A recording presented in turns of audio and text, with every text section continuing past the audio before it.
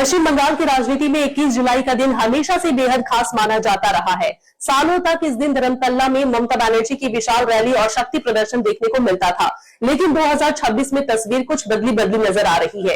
एक तरफ कांग्रेस ने 21 जुलाई को लेकर बड़ा प्लान तैयार कर लिया है, तो दूसरी तरफ तृणमूल कांग्रेस अभी तक अपने कार्यक्रम को लेकर कोई स्पष्ट फैसला नहीं ले पाई है। ऐसे में सबसे बड़ा सवाल यही है कि इस बार 21 जुलाई पर राजनीतिक दबदबा किसका रहेगा, कांग्रेस या फिर ममता बनर्जी की टीएमसी का। आइए देखिए इसी बड़ी राजनीतिक लड़ाई की पूरी कहानी।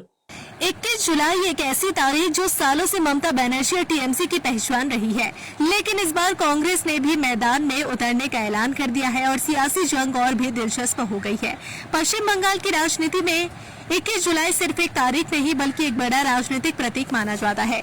पिछले कई दशकों से इस दिन को ममता बनर्जी और तृणमूल कांग्रेस के शक्ति प्रदर्शन के तौर पर देखा जाता है, लेकिन इस बार हालात काफी अलग दिखाई दे रहे हैं।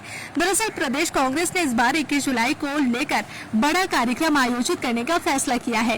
कांग्रेस नेताओं का दावा है कि कोलकाता के शहीद मीनार मैदान में विशाल सभा आयोजित की जाएगी, जिसमें पार्टी के राष्ट्रीय स्तर के बड़े नेता शामिल हो सकते हैं। कांग्रेस सूत्रों के मुताबिक राहुल गांधी, प्रियंका गांधी, मल्लिकार्जुन खड़गे या जयराम रमेश जैसे वरिष्ठ नेताओं में से किसी एक के कार्यक्रम में शामिल होने की संभावना है।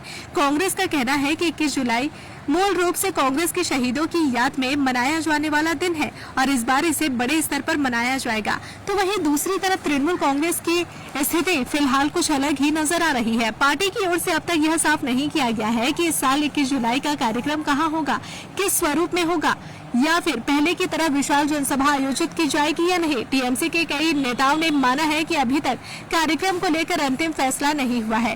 राजनीतिक जानकारों का मानना है कि हाल के दिनों में पार्टी के भीतर बढ़ती चुनौतियां और कई नेताओं के अलग होने की घटनाओं के बीच टीएमसी फिलहाल अपने संगठन को मजबूत करने में लगी है। यही वजह है कि इस बार 21 जुलाई को लेकर पहले जैसी तैयारियां अभी तक दिखाई नहीं दे रही है। अगर इतिहास की बात करें तो 21 जुलाई 1993 का दिन पश्चिम बंगाल की राजनीति में बेहद अहम माना जाता है। उस समय ममता बनर्जी युवा कांग्रेस की नेता थी और मतदाता पहचान पत्र को अनिवार्य बनाने की मांग को लेकर राइटर्स बिल्डिंग अभियान का आह्वान किया गया था।